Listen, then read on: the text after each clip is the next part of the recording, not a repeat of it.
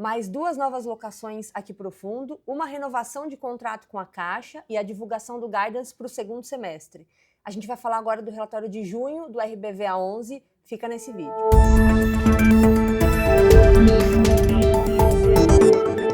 Bom, pessoal, estou aqui com o Alexandre Rodrigues, que é sócio da Rio Bravo, gestor aqui do RBVA. Vamos falar sobre os acontecimentos de junho. Ale, vamos começar falando das 2 novas locações que a gente divulgou. Interessante que foram 2 locações numa tacada só para o mesmo inquilino. Como é que foi isso? Perfeito. Então isso, Isa, fez parte de uma negociação em conjunto com o mesmo locatário, onde, uma vez que a gente tem um portfólio de ativos bem localizados, a gente consegue trabalhar eles com escala, com potenciais inquilinos, né? Então, isso também aconteceu recentemente com a Academia Ultra, onde a gente alugou 2 imóveis para o mesmo inquilino, para a Ultra, um na Paulista e outro na Santa Cecília.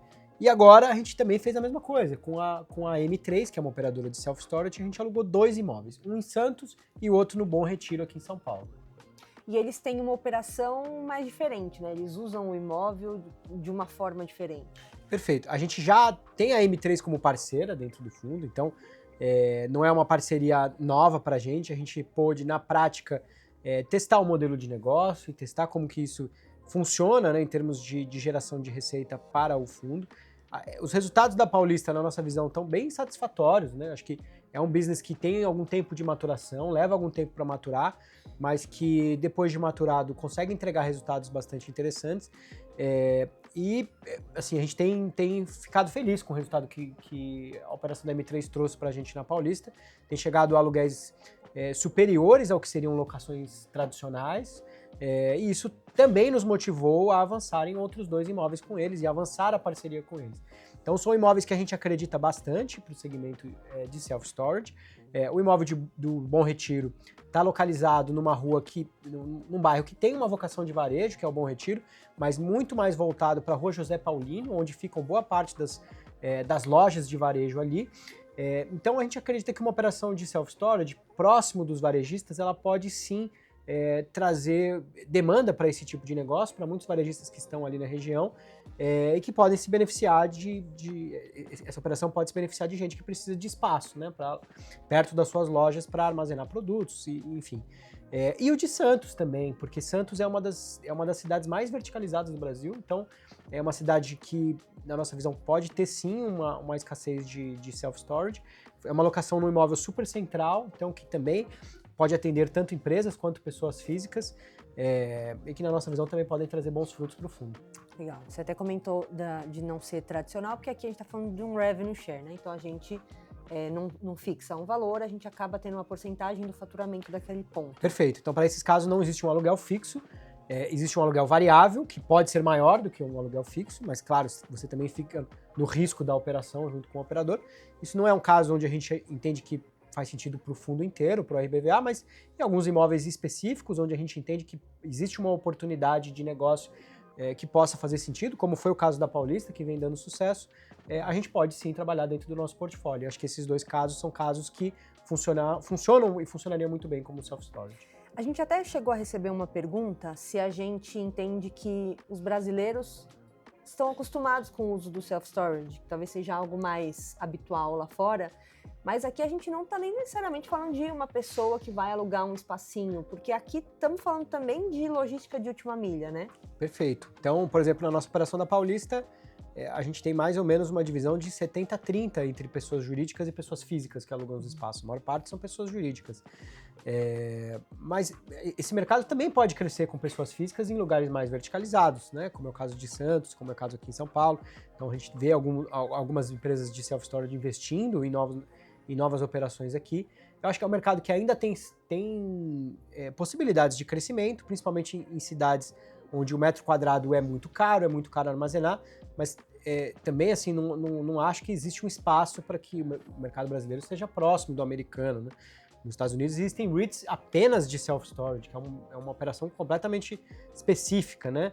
E existe uma demanda muito grande, porque por N motivos, né? Além do preço por metro quadrado caro, existem questões culturais e comportamentais também, né? Por exemplo, a questão do clima, né? Então lá você tem verões e invernos mais bem definidos. E no verão você precisa armazenar os seus casacos, e no inverno você precisa armazenar o seu ar-condicionado. Então, existe uma demanda mais natural para o self-storage lá para pessoas físicas. O que não acho que vai ser o caso para o Brasil, mas ainda assim, principalmente com o preço por metro quadrado nas grandes cidades aumentando, as cidades verticalizando, sim, acho que ainda pode ter bastante, ainda é um mercado que tem bastante para crescer com pessoas físicas, mas também com pessoas jurídicas. Boa, muito bom. Bom, a gente trouxe aqui na página 7 até uma linha do tempo do último semestre, né? Então a gente fechou aqui o primeiro semestre com algumas operações como essa, porque a gente teve essas novas locações, a gente teve outras ao longo do semestre que também tiveram essa característica de troca de uma agência por uma outra operação, que é algo que a gente tem visto cada vez com mais frequência aqui. A gente também teve aquelas outras operações que a gente já mencionou aqui, de compras e vendas, né? Vendemos 2 imóveis, compramos 4 aqui ao longo do semestre. Comenta um pouco o que te chama a atenção aqui. Resumindo, nesse semestre a gente conseguiu alugar 5 imóveis, 2 para academia, 2 para self-storage e a farmácia Panvel para Curitiba no começo do ano.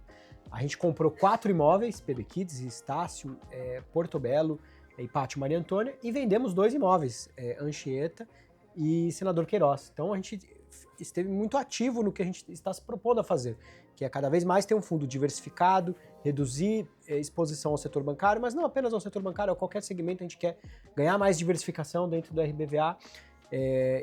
Com essas vendas também trazer um dividendo não recorrente importante, que ajuda na composição da distribuição de rendimentos, e, claro, mantendo o fundo bem ocupado, com bons locatários que possam gerar também bons dividendos no futuro. Boa. Vamos falar um pouquinho também dos outros eventos que a gente trouxe. A gente teve uma renovação aqui com a Caixa, temos uma inadimplência aqui no imóvel de Monções, a gente também já falou sobre, tinha comentado, mas teve a saída do Santander ali da Senador Flacker. Faz um resuminho pra gente. Perfeito. Hoje o que a gente tem de negócios em andamento, do ponto de vista de locações, além dessas 2 locações que foram fechadas agora para a M3, a gente também tem uma locação já fechada em Jundiaí, né? Ainda não está no relatório de junho, mas estará no relatório de junho. A gente fechou uma locação lá com a Gel Cosméticos. O interessante é que a gente conseguiu fechar isso antes do imóvel ficar vago. Então a gente ainda está em fase de recebimento desse imóvel por parte do Santander, mas já assinamos um pré-contrato que já está valendo. Então assim que recebermos o imóvel do Santander, o imóvel já estará alocado. O mesmo vale para a Liberdade, então a gente teremos boas notícias lá em Liberdade também, já temos contratos assinados e estamos aí aguardando uma fase final de recebimento do imóvel para poder anunciar um reposicionamento que a gente tem trabalhado nesse ativo. E além disso, temos propostas avançando nos principais imóveis que a gente tem aqui dentro da carteira, incluindo Fortaleza, Recife, Santo André, São Mateus. São imóveis que a gente enxerga boas possibilidades de reposicionamento no futuro próximo. Inclusive, a gente fechou junho com 6,9% de vacância física e essa já ficou menor, né? Porque a gente já conseguiu alugar Jundiaí no começo do mês, de julho, então já tivemos um número menor aí na vacância. Perfeito. Bom, vamos falar de guidance então. A gente fechou o primeiro semestre cumprindo o guidance, né? A gente previu 0,09 por cota de distribuição, conseguimos cumprir. Para o segundo semestre, a gente também falou 0,09 para o cotista, é uma projeção, claro, não é uma promessa, mas é o que o cotista pode esperar de rendimento. Perfeito. Esse é o rendimento esperado para o segundo semestre de 2026. O nosso rendimento recorrente, ele fica na casa de 0,062, então é isso que o fundo vai gerar em termos de distribuição apenas com os aluguéis. Vale lembrar que esse rendimento recorrente, ele está, de certa forma, depreciado devido a recebimentos relevantes de agências que a gente recebeu no primeiro semestre. Parte delas a gente já alugou, parte delas a gente está alugando, mas de qualquer forma a receita tende a demorar um pouco para vir, porque existem períodos de carência, de descontos.